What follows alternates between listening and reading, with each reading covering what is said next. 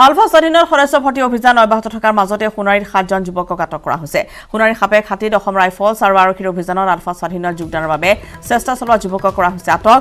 সাপে খাতিত টাইৰাই গাঁৱৰ অশ্বিনী কুমাৰ বৰুৱা, বাগচু গাঁৱৰ 2 ভাতৃ ক্ৰমে আশিষ দাস আৰু দেৱ দাস আৰু একে গাঁৱৰে যতীন দাস, 3 নং হাওফাও গাঁৱৰ নৰথাপা আৰু একে গাঁৱৰে গণেশ চেত্ৰী, ৰহন গোহাঁই গাঁৱৰ পৰা জান বৰগোহাঁইক আটক কৰিছে আৰক্ষীয়ে। সাপে খাতিত অসম ৰাইফলছ আৰু আৰক্ষীয়ে চলাইছিল অভিযান আৰু আলফা স্বাধীনত অভিযান যি সময়ত চলি আছিল আলফা স্বাধীনৰ সদস্য ভৰ্তি সেই সময়তেই সোণাৰীত 7জনকৈ যুৱকক কৰা হৈছে আটক।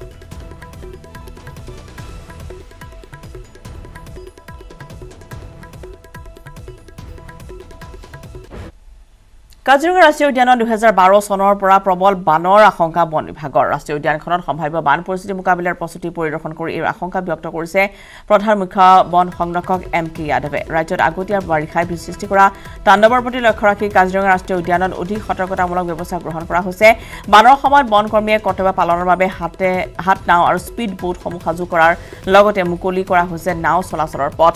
লগতে বন শিবিৰসমূহৰ মানদণ্ড উন্নত কৰা হৈছে। অহা 1 জুনৰ পৰা কৰ্তব্যত নিয়োজিত কৰা হ'ব আন বনাঞ্চলৰ পৰা অতিৰিক্তভাৱে অনা বন কৰ্মীক। সেইদৰে কাজিৰঙাৰ 37 নম্বৰ ৰাষ্ট্ৰীয় পথত যান বাহনৰ গতি নিয়ন্ত্ৰণৰ বাবে হস্তম কৰা হৈছে স্বয়ংক্ৰিয় গতি নিৰীক্ষকৰ লগতে সেন্সৰ কেমেৰা। আমি ফ্লাডৰ কাৰণে প্ৰস্তুতি মোটামুটি সম্পূৰ্ণ কৰিবলৈ পাৰিছোঁ। আমাৰ ডাইৰেক্টৰ DFO গোটেই টিম তেওঁলোকে লাগি আছে। ইতিমধ্যে আমাৰ যিটো বোট লাইন কাটিং কৰা হয় যাতে নাও চলাব পাৰে, তাৰ উপৰি গোটেই নাওবিলাকৰ আমি ধৰক চাফ চিকুণ কৰি তেল দি সেইটো ঠিক কৰা সেইবিলাক কৰা হৈছে। স্পীড বোটবিলাক ঠিক কৰা হৈছে আৰু ইয়াৰ লগত তাতোকে ইম্পৰ্টেণ্ট এটা কথা আছে যিটো হ'ল যে কেটেল ভেকচিনেশ্যন। মানে এই বানপানীৰ সময়ত যিহেতু বানপানী আহে আৰু এটা চান্স থাকে যে আমাৰ লাইফ ষ্টকৰ পৰা ভাইৰাছ বা বেক্টেৰিয়া আমাৰ বন্যপ্ৰাণীলৈ গুচি যাব পৰা কাৰণে সেইটো ৰোধ কৰাৰ কাৰণে আমাৰ কাজিৰঙা কৰ্তৃপক্ষই অলৰেডি গোটেইবিলাক ৰেঞ্জত মানে ভেকচিনেশ্যনৰ কাম লৈছে আৰু অলমষ্ট ইট ইজ কমপ্লিট। 450 বছৰ গৰকা ঐতিহাসিক খটৰা সত্ৰত জেঠমহীয়া বৰসভাৰ আয়োজন। প্ৰতি বছৰৰ দৰে এইবাৰো পালন কৰা হৈছে বৰসভা। খটৰা সত্ৰত দুদিনীয়া কাৰ্যসূচীৰে পালন কৰা হয় বৰসভা। প্ৰতি বছৰে জেঠ মাহৰ প্ৰথম সপ্তাহতেই পালন কৰা হয় এই জেঠমহীয়া সকাম, য'ত বিভিন্ন প্ৰান্তৰ ভক্তপ্ৰাণ ৰাইজে ভিৰ কৰে। দুদিনীয়া কাৰ্যসূচীৰে পালন কৰা বৰসভাত নাম কীৰ্তনেৰে মুখৰিত হৈ পৰিছে সত্ৰৰ বাকৰি। নিশ্চয়কৈ মই উপস্থিত আছোঁ ঐতিহ্যমণ্ডিত খটৰা সত্ৰত আৰু খটৰা সত্ৰত প্ৰতি বছৰৰ দৰে এই বছৰো জেঠমহীয়া বৰসভাৰ আয়োজন কৰিছে আৰু এই বৰসভাৰ দুদিনীয়া কাৰ্যসূচীত ৰাতিপুৱাৰ পৰা ভক্তসকলৰ ভিৰ সমান্তৰালভাৱে উল্লেখ কৰিব লাগিব যে ৰাতিপুৱাৰ পৰা আয়তীসকলে নাম প্ৰসংগ কৰাৰ লগতে ওজাপালি পৰিৱেশন কৰিছে। আমি ওজাপালি পৰিৱেশৰ মাজলৈকে যাম। আমি দেখুৱাইছোঁ এয়া কামচৰ ৰূপমে দেখুৱাইছে খটৰা সত্ৰৰ দৃশ্য আৰু ঐতিহ্যমণ্ডিত খটৰা সত্ৰত প্ৰতি বছৰৰ দৰে এই বছৰো তেওঁলোকে বৰসভাৰ আয়োজন কৰিছে। জেঠমহীয়া যি বৰসভা, এই বৰসভাৰ লগত সংগতি ৰাখি আয়তীসকলে নাম পৰিৱেশন কৰিলে, লগতে ওজাপালি তেওঁলোকে পৰিৱেশন কৰিছে। বিভিন্ন প্ৰান্তৰ পৰা অহা ভক্তপ্ৰাণৰ ভিৰ দেখিবলৈ পোৱা গৈছে। আমি দেখুৱাইছোঁ খটৰা সত্ৰৰ দৃশ্য আৰু খটৰা সত্ৰত এইধৰণে ওজাপালি পৰিৱেশন কৰিছে। এই বৰসভাৰ কাৰ্যসূচীৰ লগত সংগতি ৰাখি দেখুৱাই গৈছোঁ।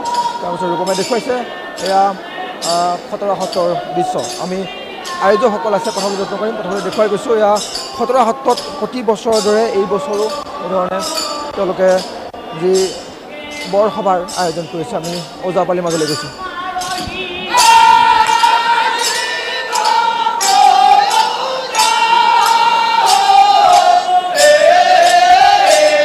আমি খটৰা সত্ৰৰ সভাপতি মহোদয় আছোঁ, তেওঁৰ ওচৰলৈকে যাম। প্ৰতি বছৰৰ দৰে এই বছৰো বৰসভাৰ আয়োজন। আমাৰ প্ৰত্যেক বছৰে এই বৰসভা জেঠৰ এই প্ৰথম শনিবাৰ ৰবিবাৰত হয়। এইবেলি হৈছে উজনি অসমত যিদৰে ভাদমহীয়া কীৰ্তন চলি থাকে, আমাৰ দৰঙত বিশেষকৈ জেঠমহীয়া অনুষ্ঠানটো নামঘৰে বা মন্দিৰে অনুষ্ঠিত হৈ আহি আছে। প্ৰতিটো নামঘৰতে প্ৰতিখন মন্দিৰতে হয় আৰু আমাৰ খটৰা সত্ৰত আমাৰ অঞ্চলৰ ভিতৰতে বৰ্ণাঢ্যভাৱে কৰা হয়। এয়া ওজাপালি প্ৰদৰ্শন আৰম্ভ হৈছে। এতিয়া ওজাপালি চলি আছে। দৰ্শনাৰ্থী এই অঞ্চলৰ ৰাইজ ভৰপূৰ হৈ পৰিছে। নিশ্চয়কৈ প্ৰাক্তন বিধায়ক মহোদয় আছে, ভক্তিৰসত বুৰ গৈছে সকলো আজি বৰসভাৰ আয়োজন ভক্তিৰসত সকলো বুৰ গৈছে কি ক'ব জেঠ মাহত আমাৰ এইটো পৰম্পৰাগত অনুষ্ঠান আৰু খটৰা সত্ৰক কেন্দ্ৰ কৰি এই অঞ্চলৰ সব নামঘৰ মন্দিৰ প্ৰায়বিলাকতে জেঠমহীয়া অনুষ্ঠান হয় আৰু আমাৰ এই খটৰা সত্ৰটো ঐতিহাসিক যি খটৰা সত্ৰ তাতো বৰসবাহৰ এই অনুষ্ঠান দুদিনীয়াকৈ অনুষ্ঠিত হয় কালি গধূলিৰ পৰা হৈছে আৰু আজি এতিয়া আবেলি বিয়া সংগীতৰ পৰিৱেশন হৈ আছে ভাৰত আৰু যুক্তৰাজ্যৰ ধাৰণাক নৎসাত কৰিলে মুখ্যমন্ত্ৰী হিমন্ত বিশ্ব শৰ্মাই যদি ভাৰত যুক্তৰাজ্যই হয় তেন্তে ভাৰতৰ ৫,০০০ বছৰ পুৰণি সভ্যতা সংস্কৃতিৰ কোনো অৰ্থ নাথাকিব যদি ৰাজ্যসমূহ চুক্তিৰ দ্বাৰাই ভাৰতৰ অংগ হৈছিল তেন্তে সেই চুক্তি ভংগ কৰিব পাৰি আৰু সেয়েহে ইউনিয়ন অফ ষ্টেটছৰ ধাৰণাটো বিচ্ছিন্নতাবাদীৰ ধাৰণা বুলি ৰাহুল গান্ধী কটাক্ষ কৰিছে হিমন্ত বিশ্ব শৰ্মা मैंने एक देखा कि भारत एक यूनियन ऑफ स्टेट तो मेरा 5,000 साल का संस्कृति कहां गया अगर भारत एक यूनियन ऑफ स्टेट्स है that means you are disputing everything India has अगर भारत एक यूनियन ऑफ स्टेट ही था तो गोपीनाथ बरदलोई जी को क्या आपत्ति था कि मुझको पाकिस्तान दिया गया था मैं पाकिस्तान में ही चला जाता था लेकिन असम का लोगों ने लड़ा कि मुझको पाकिस्तान नहीं जाना है हमको भारत में रहना है इसलिए भारत मेरा आत्मा है अगर बोलते नहीं ये एक एग्रीमेंट कर दिया अभी राहुल गांधी ऐसा समझा रहा है लोगों को जैसे आपका और मेरा बीच में कोई कॉन्ट्रेक्चुअल एग्रीमेंट हुआ था भाई स्वाधीनता का पहले जब गांधी जी को सारा देशवासी ने अपना लीडर समझा तो अब क्या कोई कॉन्ट्रेक्चुअल एग्रीमेंट हुआ था क्या गांधी जी का साथ इंडियन नेशनल कांग्रेस जो नाम हुआ भारतीय जातीय कांग्रेस हुआ हर जगह में आपका कॉन्फ्रेंस हुआ तब क्या कोई यूनियन ऑफ स्टेट का कोई एग्रीमेंट हुआ था क्या तो ये राहुल गांधी का अभी पता नहीं और कौन एडवाइजर अभी सामने लगा है तो कंट्री को तोड़ने का ये यूनियन ऑफ स्टेट मतलब क्या है बोला आपने निगोशिएट किया भारत में आने में मतलब अगर आप निगोशिएट किया तो यू कैन डी negotiate also to go back मतलब indirectly he is encouraging a secessionist element 5,000 साल रामायण महाभारत कौटिल्य चाणक्य चंद्रगुप्त लासित बरफुकन शिवाजी ये कहां गया ये सारे सब बट मैं उनको दोष नहीं दूंगा कोई जेएनयू एनयू का कोई ट्यूशन लगाया गया शायद वही उनको सिखा दिया इसलिए उनको अगर लाके आप पूछताछ करता है कि यूनियन ऑफ स्टेट का मतलब क्या है भाई अमेरिका का फेडरलिज्म और इंडिया का फेडरलिज्म का there is a vast difference India was culturally one nation from very very beginning कोई समय में असम का कामरूप स्टेट ही अयोध्या तक था तो हमारा ये हमारा history is a shared history आप दक्षिणात्य का भी एक लोगों का नाम कृष्ण होता है असम का लोगों का भी एक नाम कृष्ण होता है राम सब जगह होता है तो आप ऐसे कोई आके एग्रीमेंट करके भारत को यूनियन ऑफ स्टेट बना दिया वो नहीं होता है लेकिन उनका मजबूरी है उनको जो सिखाएगा वही वो बोलेगा टोटे और उससे ज्यादा क्या बोल सकता है অফলে মাদ্ৰাসা শব্দটোই থাকিব নালাগে মন্তব্য কৰিছে মুখ্যমন্ত্ৰীগৰাকীয়ে মাদ্ৰাসা শব্দটো মগজুত সোমাই থাকিলে কেতিয়াও ল'ৰা-ছোৱালী ডক্টৰ ইঞ্জিনিয়াৰ হ'ব নোৱাৰে মাদ্ৰাসালৈ শিশুক পঠিওৱা মানে শিশুৰ অধিকাৰ উলংঘন কৰা ঘৰত যিমানেই ধৰ্মীয় শিক্ষা দিয়ক কিন্তু বিদ্যালয়ত সাধাৰণ শিক্ষা দিব লাগে বুলি মন্তব্য মুখ্যমন্ত্ৰীৰ मद्रासा शब्द ही विलुप्त हो जाना चाहिए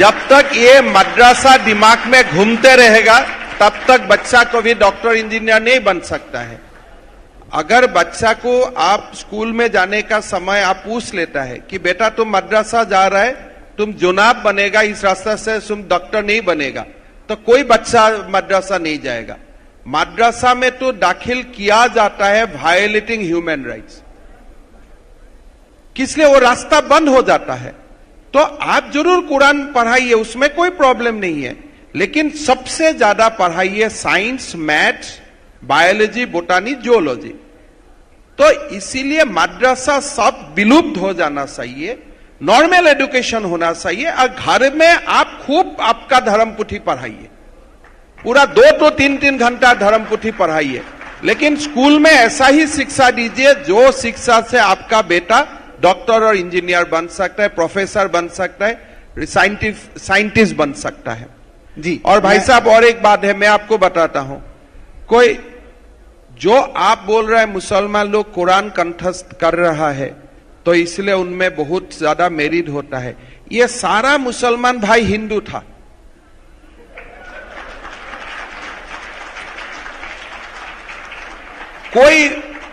कोई एज ए मुसलमान ये धरती में नहीं आया भारत का धरती में सब हिंदू ही था तो आई विल गिव क्रेडिट अगर कोई मुसलमान बच्चा बहुत ज्यादा मेरिटेरियस है, I will also give a part of credit to his Hindu past. অসমত এতিয়া ভগনীয়া হ'বলৈ গৈ আছে থলুৱা দিল্লীত আয়োজিত এক অনুষ্ঠানৰ অংশ লৈ মুখ্যমন্ত্ৰী হিমন্ত বিশ্ব শৰ্মাই কৰিছে চাঞ্চল্যকৰ মন্তব্য। বটদ্ৰৱা কাণ্ডৰ প্ৰতিক্ৰিয়া হিচাপে মুখ্যমন্ত্ৰীয়ে অসমৰ বহু জিলাত ভাৰতীয় লোক সংখ্যালঘু হোৱা বুলি মন্তব্য কৰিছে। ৰাজ্যৰ প্ৰায় 12খনকৈ জিলাত এতিয়া ভাৰতীয় মূল নাগৰিক সংখ্যালঘু হোৱাৰ তথ্য তুলি ধৰে মুখ্যমন্ত্ৰীয়ে। कल ऐसा एक घटना हुआ कि असम में हमारा unfortunately in many of district today we are in minority.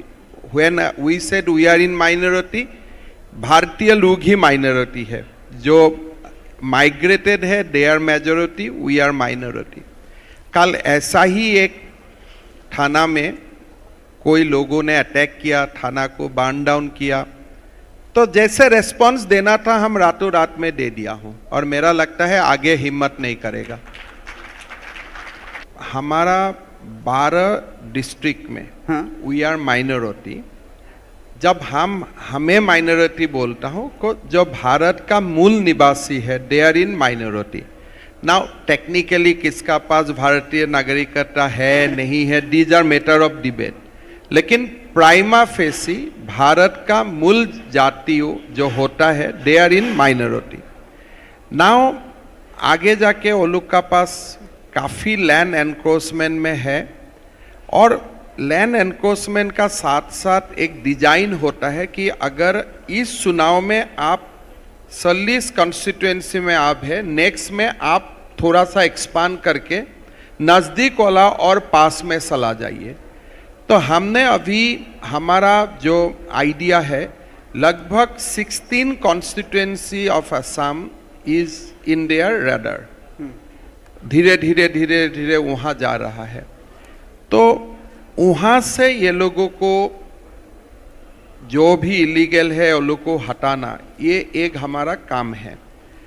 पहला साल में out of that 16 constituency 4 constituency में हमें हमारा ऑब्जेक्टिव हमने फुलफिल कर चुका हूँ और आगे जाके करना है और हम लोग करते रहेगा। और अभी उसमें मेरा लगता है कम से कम असम में 1-1.5 लाख हेक्टेयर तो जमीन होगा ही होगा जहाँ में कंप्लीट इलीगल ऑक्यूपेशन है।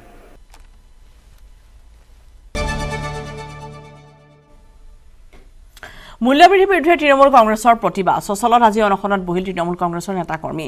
প্ৰতিবাদত অংশগ্ৰহণ তৃণমূলৰ অসম প্ৰদেশৰ সভাপতি ৰিপুণ বৰা। পৰে পৰা 12 ঘণ্টীয়া অনশন কাৰ্যসূচী তৃণমূল কংগ্ৰেছে প্ৰতিবাদী কাৰ্যসূচী ৰূপায়ণ কৰে। 800 বিধ ঔষধৰ দাম তেওঁলোকে বৃদ্ধি কৰিছে আৰু ইয়াৰ ভিতৰত অধিকাংশই হৈছে জীৱনদায়িনী ঔষধ। গতিকে আজি এই চৰকাৰখনে মানুহক আজি তিলকে হত্যা কৰিছে, কাৰণ এনেকুৱা ঔষধৰ দাম বঢ়াই দিয়াৰ ফলত মৃত্যুৰ ক্ষণ গণি থকা বহু ৰোগীয়ে আজি হাতত পইচা নোহোৱাৰ কাৰণে ঔষধ কিনিব নোৱাৰি আজি মৃত্যুক সাৱটি ল'ব লগা হৈছে।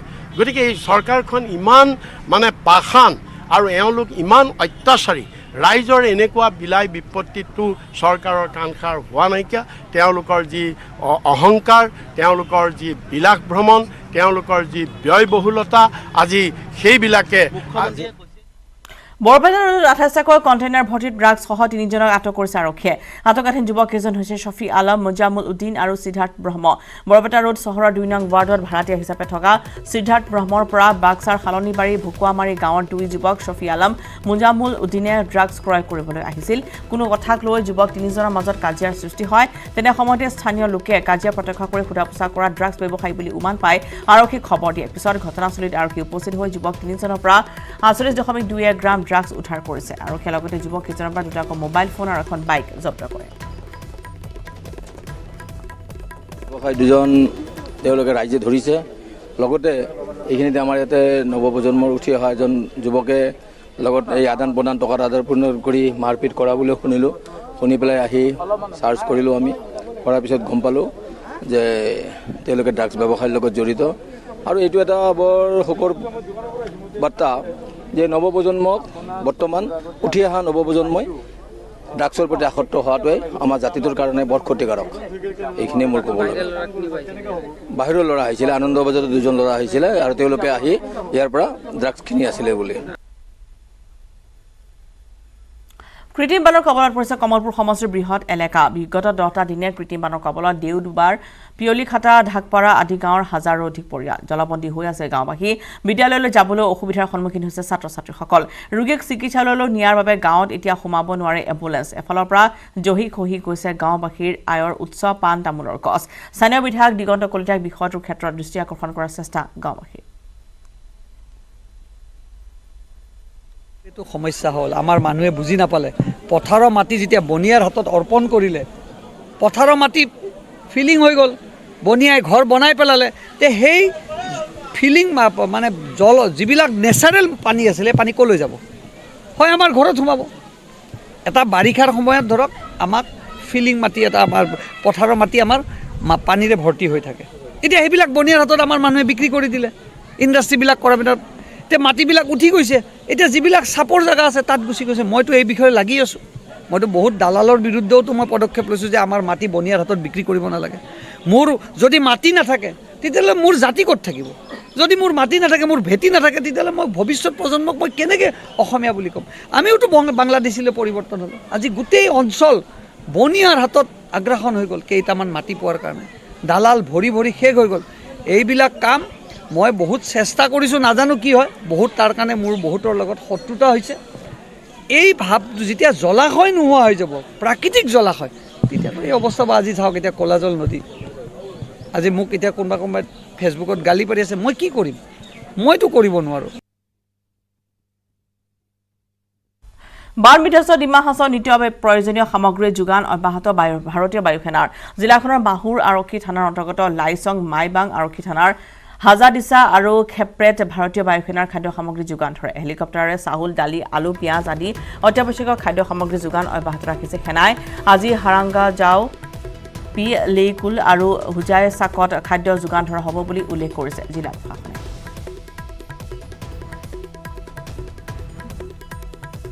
আৰু এনেদৰে খাদ্য সামগ্ৰী যোগান ধৰা হৈছে বিভিন্ন প্ৰান্তত আৰু বান বিধ্বস্ত ডিমা হাছাওত নিত্য প্ৰয়োজনীয় সামগ্ৰী যোগান ধৰিছে ভাৰতীয় বায়ু সেনাৰ জিলাখনৰ মাহুৰ আৰক্ষী থানাৰ অন্তৰ্গত লাইচং মাইবাং আৰক্ষী থানাৰ হাজাদিছা আৰু খেপ্ৰেট ভাৰতীয় বায়ু সেনাৰ খাদ্য সামগ্ৰী যোগান ধৰে হেলিকপ্টাৰেৰে চাউল দালি আলু পিঁয়াজ আদি অত্যাৱশ্যকীয় খাদ্য সামগ্ৰীৰ যোগান অব্যাহত ৰাখিছে সেনাই